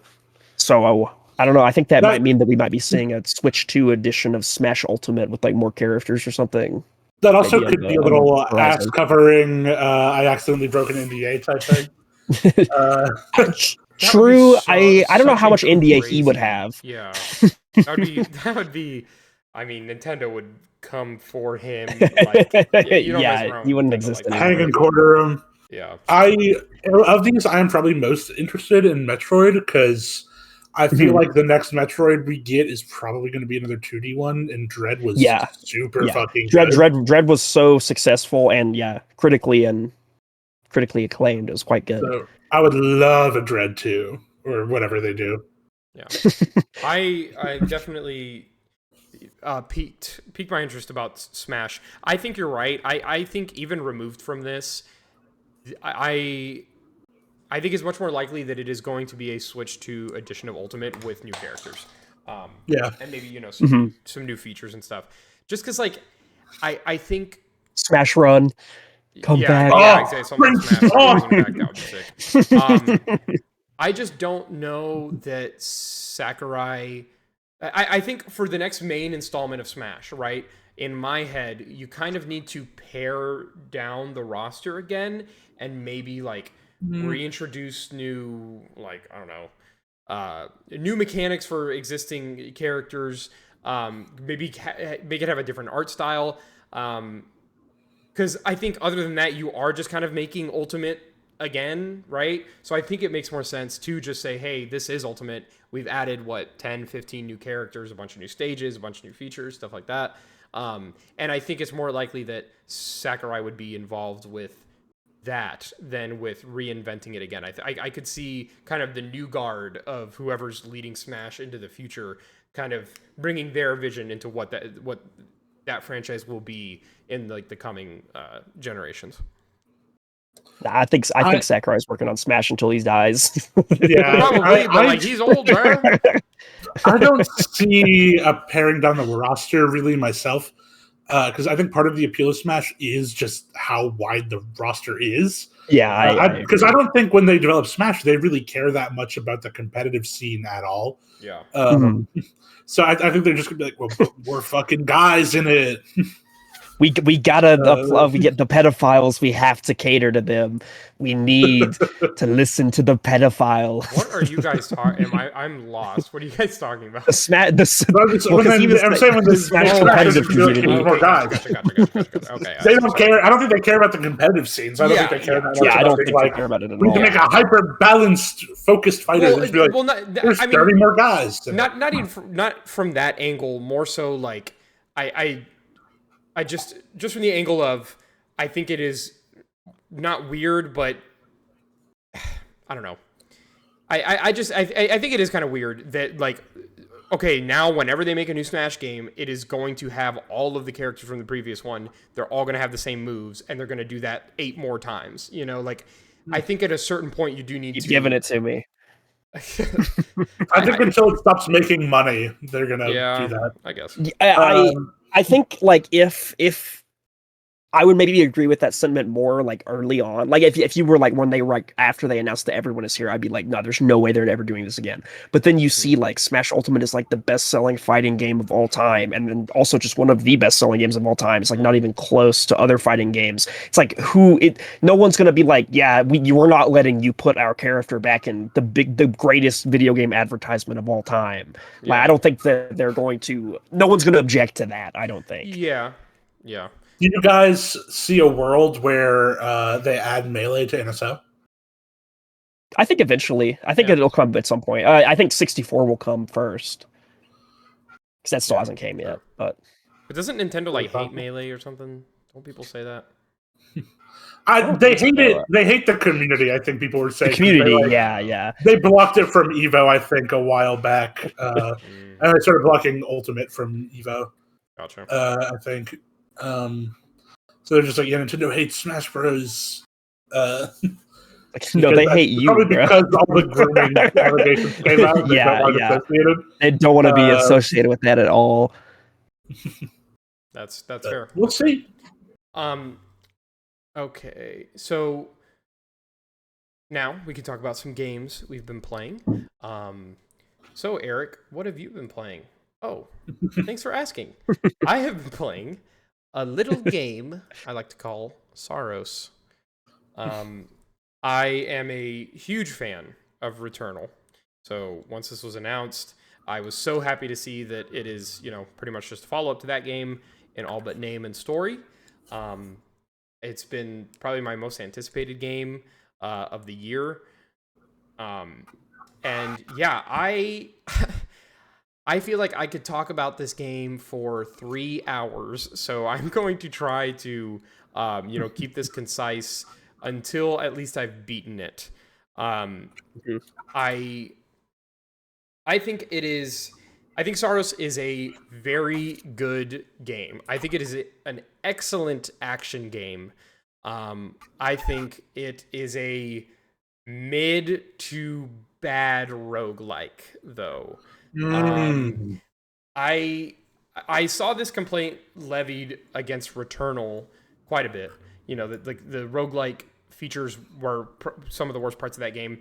I kind of saw what people were saying, but I didn't really agree. I thought that it still had a good foundation as a roguelike. I thought it still played, very similarly to a lot of roguelikes. It definitely had that thing where you get to certain points and then you can kind of start from those points after you've progressed so far in the story or in your runs to make it feel like you weren't starting from 0 each time, and it did kind of have some of that, like, between run progression that's become normal in a lot of rogue lights. But Saros kind of takes that to a whole other level. You are, you know, you go through these runs, if you can call them that. For the most, I've at this point I've died a few times, but the main like loop and the main progression through this game has been, okay, I start a run. I'm getting through it. I'm having a good time. I'm kind of building up with artifacts and weapons I find and things like that. Pretty normal roguelike stuff. Then you get to the boss. I think I was playing this with Savepoint Marvin for the first few hours. So on his like second run or something, he got to the first boss. So the first time either of us got to the boss, he beat it. And what happens when you beat a boss in this game is you have the option to continue the run, to keep going, or you can, and they kind of push you to do this narratively, and like mechanics wise, you can just return to the hub to like see the latest story developments and see whatever new things you unlocked, and that ends your run. And then you can pick up from that spot when you start a new run. So that is the case for every biome and every boss. So whenever you defeat the boss of an area, you can then leave the run, collect whatever you got, and then go back into it, starting from there. And I think on paper, it's an interesting idea, kind of, for a game like this, but it ends up in practice making it feel much more just like a linear story-based action game where you're playing, I don't know. That's what I'm saying. That my mind is in a million places. There's so many aspects to this game. Mm-hmm. Have you encountered because I think kind of to understand what you're saying, it's almost as if each level is its own mini roguelike, but you can play from the beginning through each of the areas and keep getting stronger through them. Yeah. But have you encountered because I know that mini roguelikes kind of have sort of a feature like that where it's like, hey, you can start from here, but usually the downside is you're a lot weaker and it might be harder to actually progress from that further on area. Has that been a problem? No, that hasn't been a problem. And okay, that hasn't. Okay. That is one of the things because that was my thought. I'm like, oh, okay, well, I assume I can start later for a disadvantage and it'll make it harder. There was one time where I was like, oh, okay, let me start from the first run. I think I had unlocked the second one, so I wasn't super far yet. I was like, okay, let me start from the beginning, do a full run. And I had already played some of the second biome already. I just hadn't beaten it. And but I had gotten to the boss previously. And so I'm like, okay, let me start from the beginning, see if that'll make it easier, whatever. And it did not. I mean, there are a lot of, I think, weird design choices in this. For example, artifacts are kind of the main thing that change your abilities and your stats in a run. You'll pick it up, it'll be like, oh, +3 to power, and you get this cool little thing, your dash is improved or whatever. But you have, I think it's 8 slots for artifacts, and then once you reach that, you can't pick any more up. So I think maybe later there might be a way to, there are ways to destroy artifacts, but it's very rare to be able to do that. So it in the beginning of the game, it kind of made this interesting choice of okay, well, I know pretty quickly I'm filling up on artifacts if I constantly pick the first one that I see every time, right? So then I was like, okay, well, then let me choose more carefully about filling these slots as I go. But then once you're in the third or fourth biome, the rate at which you get artifacts significantly slows down. So you are doing a run in, like you were kind of saying, Eli, the runs kind of end up just being runs in each biome. So you're doing a run in that biome, you're getting maybe 5 or 6 artifacts. And so then that isn't even really a factor anymore, that decision making between oh, should I take this or should I not? So then it kind of just becomes, oh, I'm going to pick up everything I find on the way. And so then that kind of hinders the build crafting. And so because I don't know, I was against the idea of not being able to just pick up and replace things later. And then I was like, okay, Yeah. it's an interesting mechanic. But then I kind of turned back to, okay, but now I'm not even using it. So it's just, it's been very highs and lows with this game. Are there difficulty settings in this game, or is it just one flat? I'm so glad you said that. So there are not straight up difficulty settings, but there are a couple ways to modify the difficulty. So the main one is basically, and this is I think my biggest gripe with the game potentially. You in a run, you collect, I think it's like, I don't even know what it's called. It's like this yellow currency, right?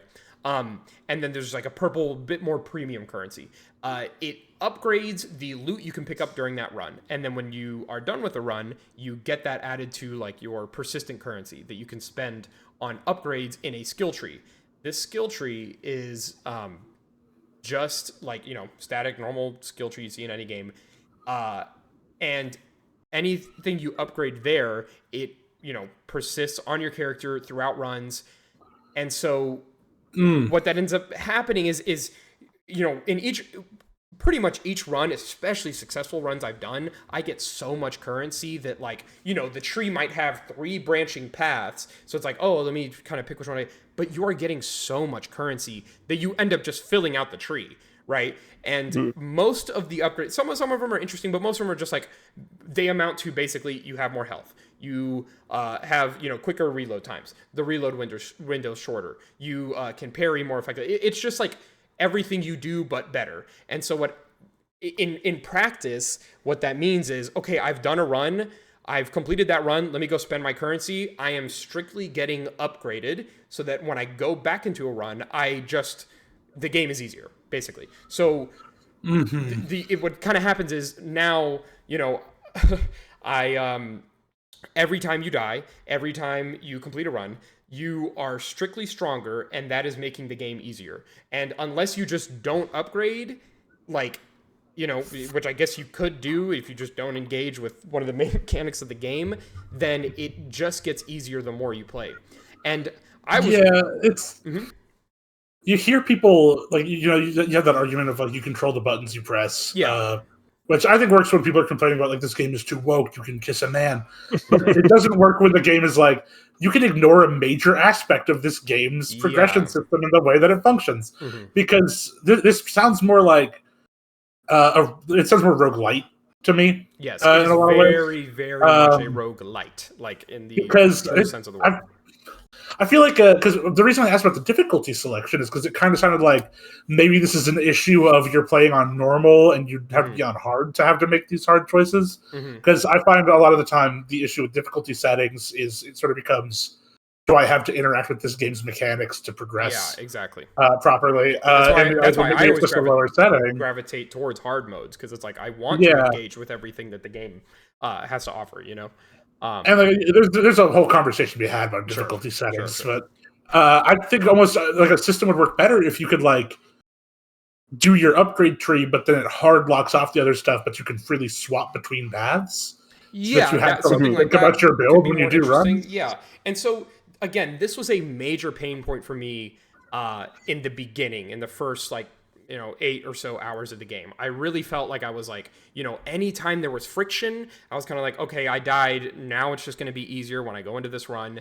That's kind of lame.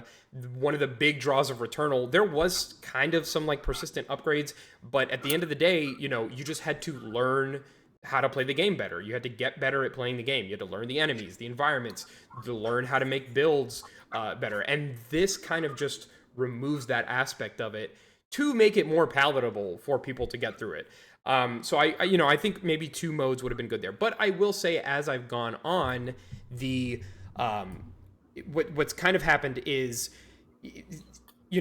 obviously as you progress, the game itself gets harder. So as I'm on a more consistent trajectory of each biome takes me 2 or 3 runs to complete. And the way it works is, you can get up to a certain point in the tree, but then there is a lock for you need to beat whatever boss that is on. And then once you beat that boss, you can continue in the skill tree. So it does kind of cap it at a certain point. So you can only be so powerful to overcome a certain biome or boss. You can't just like grind one biome and get, max on the tree or, extremely uber powerful. And so that has kind of just made it so that, I'm always upgrading all the stuff that I can. And the game is getting harder to match those upgrades, which I'm glad for. The game's it's not particularly easy. I thought it was a bit easy at the beginning, but it's not super easy. There have been some tougher parts. But then that kind of just brings it back to, well, why is this even in the game in the first place? Why are we worrying about this meta progression? Just give me an easy mode and a hard mode, and then I don't have to mess with this stuff. Add a little bit more variability to the runs themselves, which I think this game is lacking, but as I play more is getting better at. The other thing about the difficulty that kind of baffles me is there is something they're called Carcosan modifiers. Carcosa is like the planet you're on. And the way this works is in order to start a run, you unlock this like a couple biomes in. In order to start a run, you need to have your meter needs to be balanced. So it can be between, I think, like -3 and +3. And you can add debuffs that will increase your meter, I think. And then you can add like positive effects that will decrease your meter. But as long as they balance out, you can do the run. So it'll be like, you get more of this resource. Or, when you pick up augments, you won't get debuffed by them. And each one kind of has their own amount that they will change the meter by. So you could have like 4 decently, small like improvements to how the run is going to play out, or the loot you might get, or things like that. But then you have like one really tough modifier that's like, you lose your ability to have a second chance at life. Once you die, that's it. So I think that is an awesome system in tailoring the difficulty between runs. And I don't know why they just didn't focus completely on that and not have this whole weird skill tree thing. So that's just kind of been really weird. I wish they would have just expanded on that, done away with the skill tree, and focus more on in-run progression. And then give people an easy mode for those that are, struggle with these kinds of games. That kind of reminds me of Kid Icarus Uprising's difficulty method. Mentioned it twice in the same Second mention. Yeah. Had to fit it in again. But it would let you basically, every level, you would get to put money on like the scale and basically gamble on if you think you're going to win or not. So you can pay a bunch of money in and get the difficulty up to like ×9 or whatever that means in the progression of the game. I forget because it's been years since I played it. But it would like give you way better rewards. But if you died, it would knock some of the coins off that scale. You would lose them permanently, and it would make it a little easier. And it didn't feel like, the game's getting easier because I'm bad. It's like the game is punishing me by getting easier, which I think is an interesting method for that. But I really like that, like balancing your upgrades, because you can like really go in on some crazy features and then get crazy returns back. I really like that idea. Yeah. That's what I wish they had done with the upgrade tree. Exactly. Exactly. And another thing to the upgrade tree's credit, I am now in, I'm pretty decently far into the game, and I have gotten to some points where I'm like, okay, I do kind of need to choose which direction of the tree I want to go in. I don't just immediately have enough credits to get everything. So it's getting better. I think, as most things in this game, the more I've played, it has gotten better. It was funny. It was like 2 nights ago, I think. I was playing, and I had played probably like 10 hours, probably like 10 hours in. And just the way the story was moving and stuff, I was like, man, I think I'm like nearing the end. Like a bunch of crazy stuff is happening, these like insane boss fights. And then I get to this boss fight, it's really tough. This crazy story stuff just happened. And I'm thinking, oh, well, this is kind of, where the story was leading. I think we're pretty much done. And then I get an achievement. It's like, complete Act 1, and I was like, okay, well, we've got plenty more to go. Nice. And that helped, because I was kind of like, this ending's a bit underwhelming, but yeah. I had heard that Returnal does some really interesting stuff with its narratives that tie into the roguelike elements of it. Does that game have this too? It I wouldn't say it's as interesting as Returnal. I wouldn't say the story in general is as interesting as Returnal is. I am interested to see Returnal, one thing I really liked about it has a very interesting framing that is not revealed until very late into that game. So you don't really understand what's going on until way later. So I'm interested to see if that's kind of a similar thing here. So far, the story's been it's been pretty good. There's been like some interesting stuff. A lot of it has just kind of been like, because there are multiple characters, it's been like, everybody's going crazy. You listen to them go crazy, and everybody's gonna go crazy. So it's like it hasn't super progressed past that, but the reasons they're going crazy and the like visual design and all that stuff is all really good. So. Multiple player characters? Sorry, no. Just there are multiple characters, whereas in Returnal there was only one character. I'm a big Binding of Isaac head, so when you said multiple characters, I was like, no, yeah, at least so far there's only one character you play as. So yeah, I've harped a lot on like kind of the downsides of the game, and I have a lot more I could go into, but I also might do a video for this. We'll see. But I would like to touch a little bit on the roguelike versus roguelite part, because there are like a lot of roguelites that I also like, but I think it's kind of a hard balance to strike, and it does sound like this game might struggle from that, at least in the beginning. It's as you said, it seems like it might be getting better, but I think I like my roguelites to be more like this challenge that I'm presented with feels impossible, and I need to upgrade my character to get through it, than rather it be a skill. For lights, so there's something like Inscription. Like Inscription, I feel like is a little seeded with its runs, but like you kind of are presented with things that it's like I just can't get through this unless I move myself forward in this system. If that makes sense. That's one of the things that makes me not like a roguelite as much is that it is like if I just grind at it long enough, I'll eventually get through. Yeah, which I guess is like functionally the same in roguelikes, but that's because I feel like I'm getting better at it. Like I like when I feel like I can start a game and beat it on my first run if I just have the sauce. I think that's just kind of like this part of like why there's a hard balance for them to not feel like. And it's kind of sometimes it'll be just be like, why is this even a roguelike to begin with? It's hard to like kind of section off those different categories. I think that is kind of the distinction between like a roguelike and a roguelite. Like I think on average I do prefer a like where you can just hop in. Your progression is how good you are at the game. That's definitely more my style. But a game like Hades 2, I think perfects that roguelite gameplay and just perfectly interweaves it into that game. And there were not many times in that game where I felt like I was being hindered by my lack of progress in like the game. The narrative in Hades being tied to your deaths, I think, really helps with that. For sure it does. Yeah. I guess my question would be: do you think this game would be better if they had just ditched the roguelike elements entirely and decided to go all in on like a Naughty Dog style narrative adventure game? Yes, I do. At least throughout Act 1. Again, I'm kind of seeing the light a little bit more.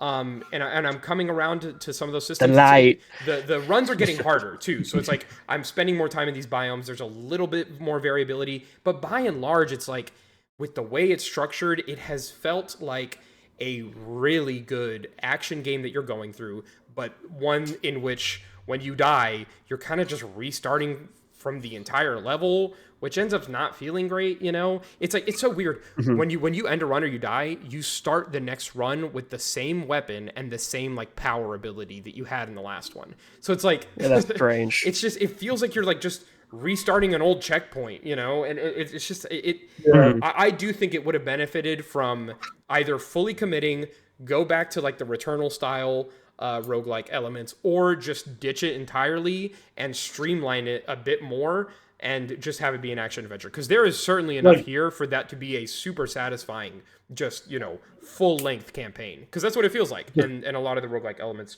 are just kind of bringing it down a little bit. Should have just picked the lane, really. Yeah, exactly. That's how I feel. Yeah, but again, it's hard for those lights. Sorry, what'd you say, Eli? It's just hard for roguelites to like kind of justify their rogue, the rogue part of their game. It's a very difficult balance to strike. Yeah, it is. But when it's done well, like again, like in Hades 2, I think when it's done well, it's very satisfying. Exactly, but it's tough, and I don't think so far they've like super nailed that part of the game. But disregarding that, the things that I knew were going to be good about this game, the combat, the environments, the movement, all of that is incredible. I think it feels even better than Returnal. Yeah, it does look very cool. And yeah, all of that stuff I'm super happy with, which is why I'm like, as like just like an action adventure game, this is top tier. Like it feels so good to play. All the weapons, you kind of start out, you have like, your pistol, and they'll get like, you can get ones that work completely differently. Like this pistol you might get, it looks the same. And it's like, oh, you have like a 3-round burst, and then the alt fire is like, you kind of charge it up and then you release all the bursts at the same time. But then you get another one that's like single shot, and then the alt fire is, it turns it into like a, hip spanning revolver. So then like, you can kind of unload the clip instantly. And all the weapons have like all these different forms to them. And you kind of start out, it's like, you get a pistol, and then you get your assault rifle, you get your shotgun, and they're all cool and dandy. But then like the more I've played, I'm starting to get just these crazy, like, I got one recently. It's like you shoot saw blades into things as the primary fire, and then the secondary fire is you rev up the saw blades for whoever they're in right now. And so that's been like a really weird, interesting thing. There's like a power crossbow that has all these different variants to it. The weapons have been great. The enemies are great. The bosses have also been really good. So far, they haven't topped the bosses in Returnal for me, but there's still plenty to go. So I'm excited. This is really making me want to pick up Returnal finally. Oh yeah, I think Returnal is one of my favorite games. Period. I think it probably cracks like my top 20 games of all time. That game is incredible.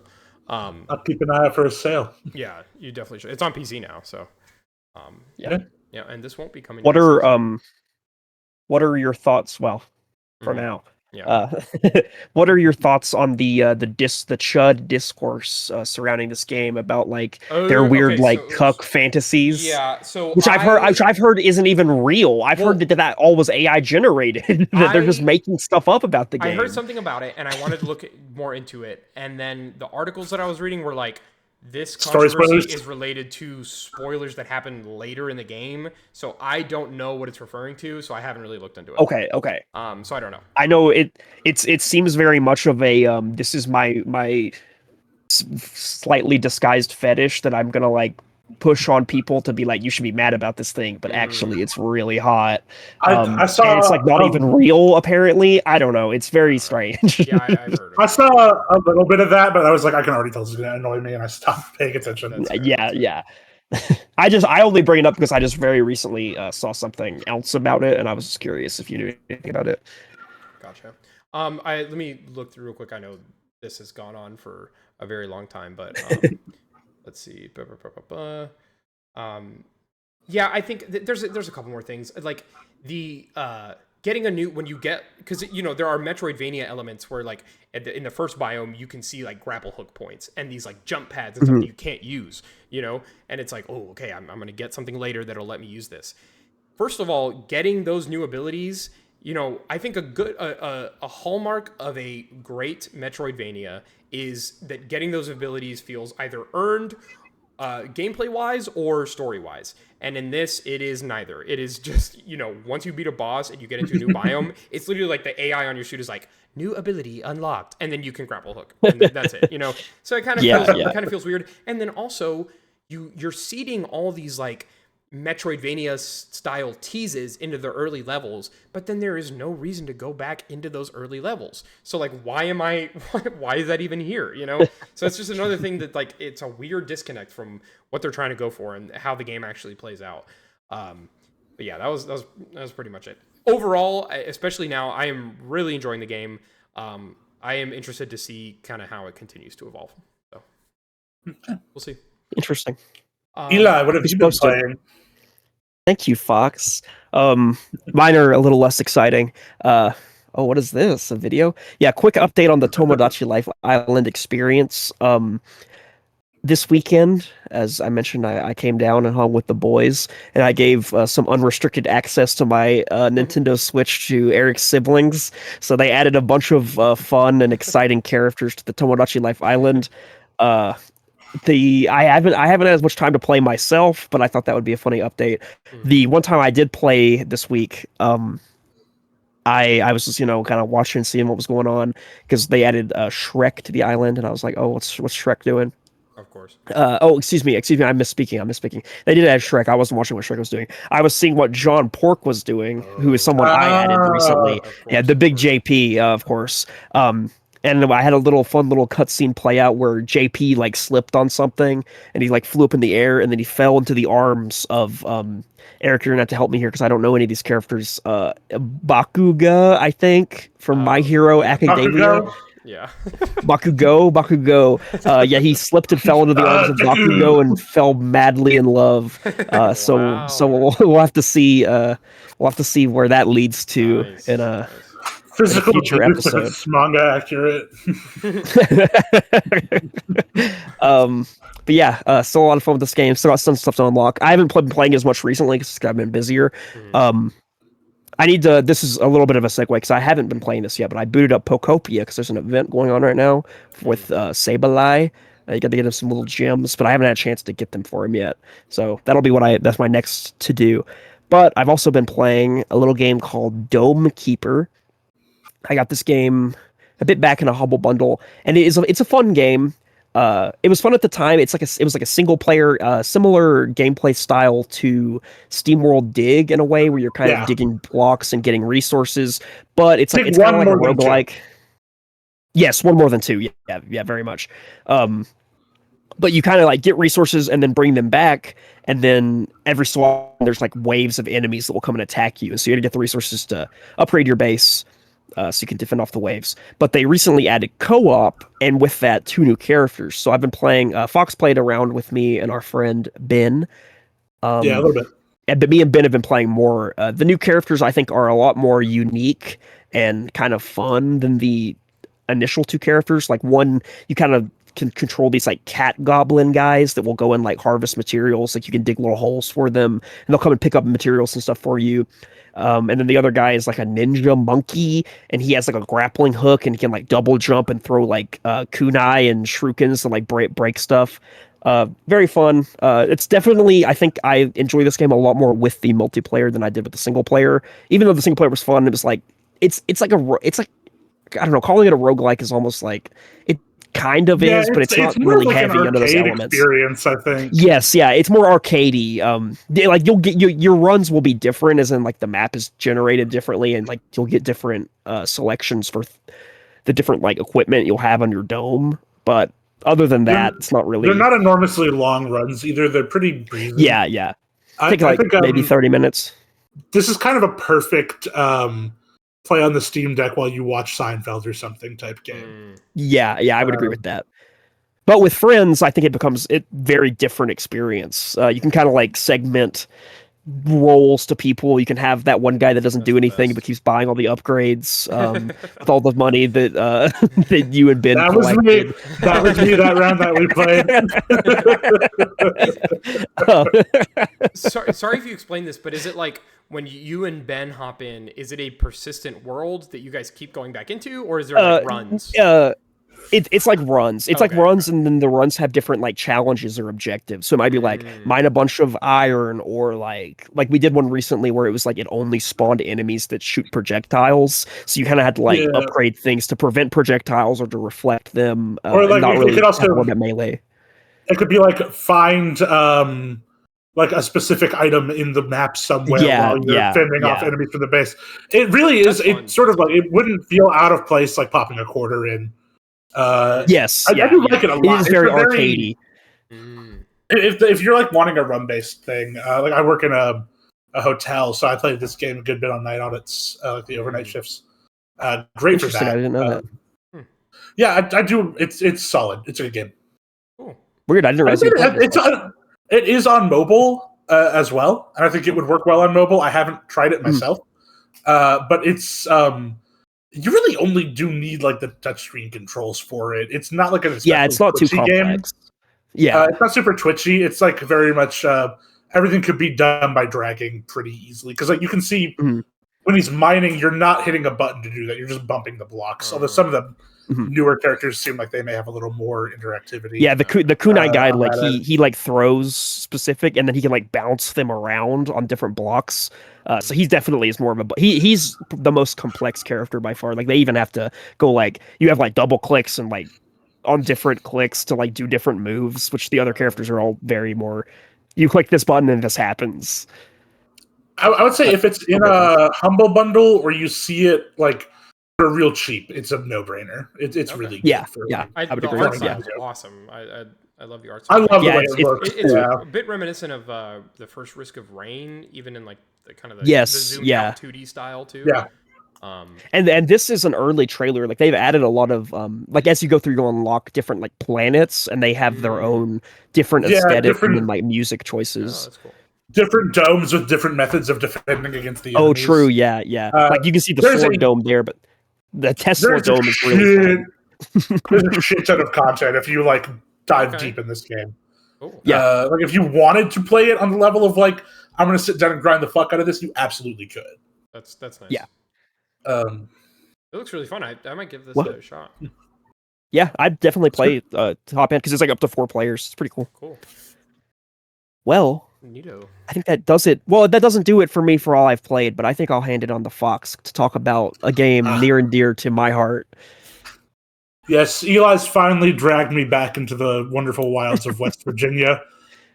We played a little bit, and then I bounced off about 2 years back, and then this time it's kind of sticking more. When we had got back, my initial experience with Fallout 76, when the game came out, I bought it on launch. Can't be putting Duchess on the screen. I pretty much walked to New River Gorge when, I've been here, and then I stopped playing the game. But then, I'd heard that there's a lot of updates, and Eli was like, man, dude, I'll hop in with you. So I decided to hop back on, get into it. Started up a new character just because I couldn't remember anything I'd done. I started playing through the new quest line, and I just hit a point in it where I was like, and I'm going to bring this up because I wanted to complain about this. I specifically didn't talk about this on Saturday to talk about it now, or Sunday when we were hanging out. And that was when I hit Rose in the quest line, the Raider robot. The Raider handy, yeah. And that was because her portion of the quest really got on my nerves because it kind of felt like it was indicative of everything that I had wrong with the quest design in the early parts of this game, which I do think, as I've gotten further, it seems like that's getting remedied. But for a while, it felt like everything I was doing was walk over here, pick up a holotape, walk to the complete other end of the map, pick up a holotape, go back, pick up another holotape. And that was sort of what every Rose quest was doing. And then I got past her finally. I was like, thank God. I got the Foundation and the Raiders into the town. And they were like, go talk to them, get them inoculated from the Scorch Plague. I was like, cool, this is a fun little quest. I like doing the Vault Tech University and stuff. I don't realize you've done that. After. But then when I went to the Raiders, they were like, you got to talk to Rose again. And I was like, God damn it. And the one that really hit me was, she was like, you got to go track down this shrine that the Raider made for his girlfriend, who she was like based off of, to find the holotape of him saying like the word negotiation. And I went, I found it, I picked it up. I was like, that's a cute little quest. It's a go find a holotape one again. So I was a little annoyed by that, but I was like, there's some interesting stuff going on with this Raider that at least pulled me in. And then I handed her the holotape, and she said, whoops, that was the wrong holotape. Go find another one in this building. And I honestly went, God damn it. Because what do you mean the wrong holotape? Like, what? You could have just been like, go find this holotape and this one in either order, and I wouldn't have minded or noticed. But me completing the quest and then her going, whoops, that was the wrong thing that I sent you to get. I need you to go do it again. I was so mad in that moment. But I was like, I need to keep going because I have some other people. I got my buddy Lucas onto it again with me as well. He was also lower level. True. Jack, podcast #1 fan, was coming in and playing with us. Yeah. Shout out, Jack. And so he's gonna love this while segment. we were playing it, the thing that made it work for me was while I was going through these quests, sometimes we'd be like, yo, this public event's pretty fun. I'd be like, I'll go do this public event. And I'd go and do it with them, and then I go back to my quest, and it's like, yo, this public event's cool. It's like, oh, cool. And we, the moment that I think it really clicked in for me was when we found that one base from the Snyder fan, or whatever he was called. Oh, yeah. And we were just all hanging out in his base, and he came around, and he wasn't talking. We were just all playing it. I was like, this is fun. This game is working for me now.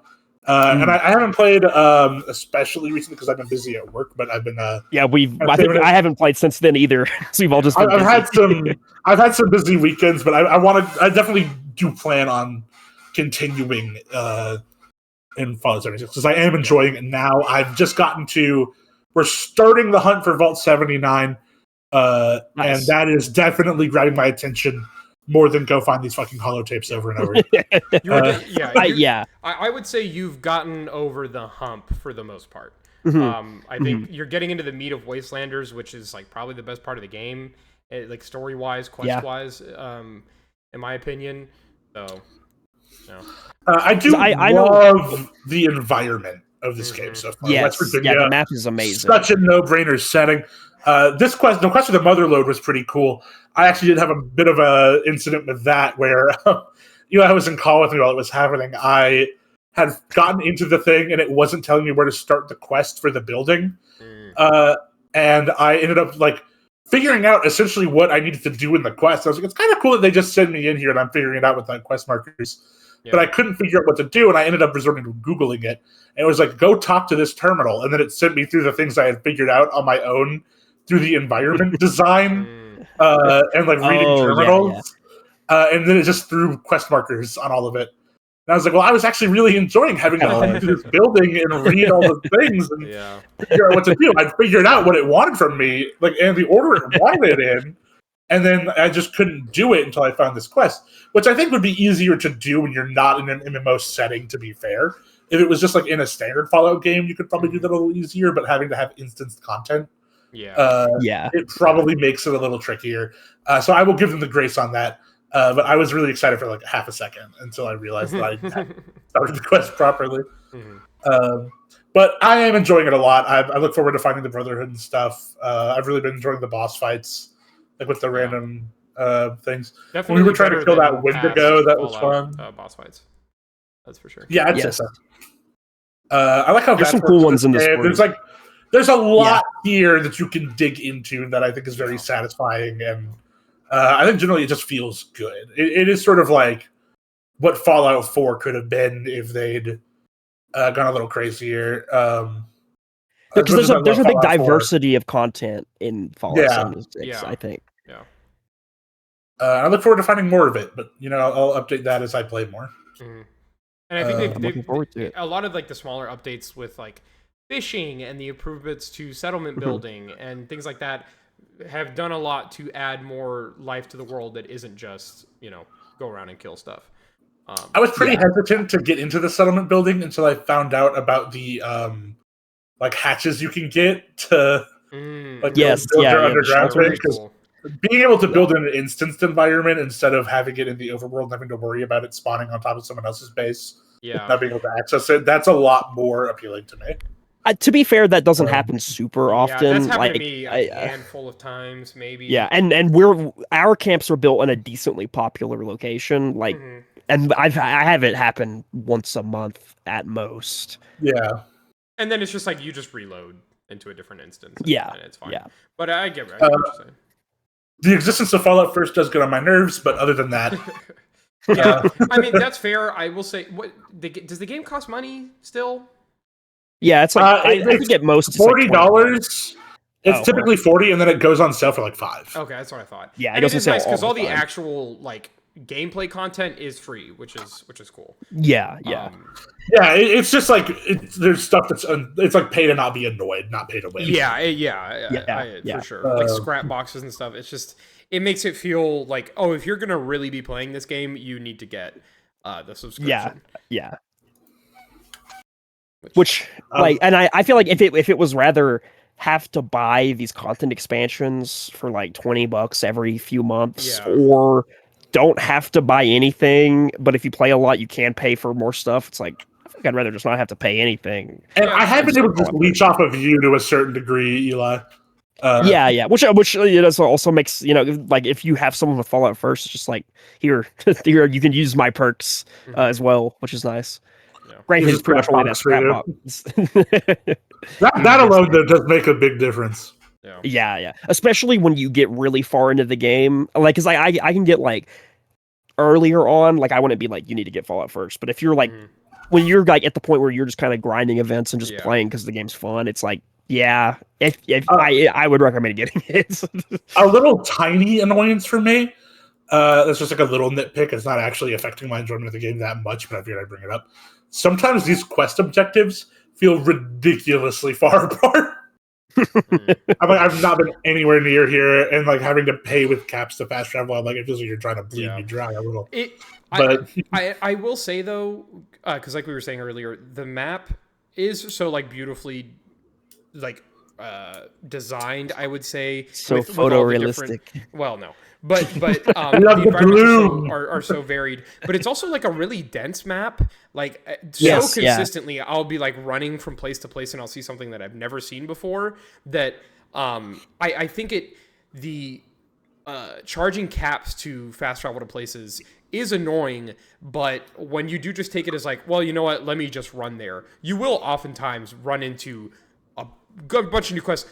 This is something that Fallout has kind of always done pretty well, but I would say that also definitely goes for this game. Like just venturing out, saying, okay, screw it, I'm gonna fast travel here and walk half the map to go over here. It usually doesn't take like that long, and B, you're usually finding some pretty interesting new locations and things. It's not bad, and I've definitely like never really run into a problem with not having the caps I needed to fast travel. Yeah. After the like first 10 minutes of the game or whatever. Yeah. And I do think you find a lot of cool shit. Like I found that weird church where music just plays. And I spent like a while trying to figure out where that was coming from. And I Googled it, and it was just fucking plays there, man. I thought that was really cool. That was another like lock-in moment for me. Mm-hmm. There's a lot of good like kind of random encounters in this game too that you'll bump into. Yeah. What is this? I found Indrid Cold, which I was fucking. I haven't seen him. Let's look up a spawn list for that guy. Well, I'm glad to hear you are enjoying it. I definitely want to hop in and play some more with everybody soon. Hopefully, absolutely. Maybe point streams. Yeah, I could see it. True. Yeah, that would be very fun. All right, and that's going to do it for the Savepoint report. This is the 8th episode. Thank you all for watching this far if you did. Let me put it back on our big old faces. Any last thoughts? Any last words y'all have? We got as was talked about behind the scenes, we're ending a little early, so we're not going to get towards a few of the things we watched this week and our very first question of the week, which will actually be next week. Yeah. Thank you to our biggest fans for sending in so many questions of the week. I don't get to yap about it this week, so I'll just say watch Common Writers that's on YouTube. Next week we can definitely week. Oh yeah, spend some more time on that. But yeah, leave a comment, please. Leave a comment. Follow, subscribe, do whatever you can. Thank you. We would love make an account that doesn't have your name in it. Yeah. Whatever you can. We would love to answer your questions, whatever it is, as long as it's not insanely crazy. We'll probably still answer it. But yeah, thank you all for watching. Oh yeah, join the Discord. Yes, because we actually talk a decent amount in the Discord. Anything we're going to talk about on the show gets posted in the Discord usually. Yeah. To get a little bit of chatter going on about it. I'll put a link down below for the Discord as well. Good. But yeah, I've been Eric. That's Eli and Fox, and hopefully fall goes well unless the world blows up. We should be here next week as well. Likely. Yeah, it probably is pretty likely. All right. Thanks everybody for watching. See you next time. I love you. Bye. Mr. Fox.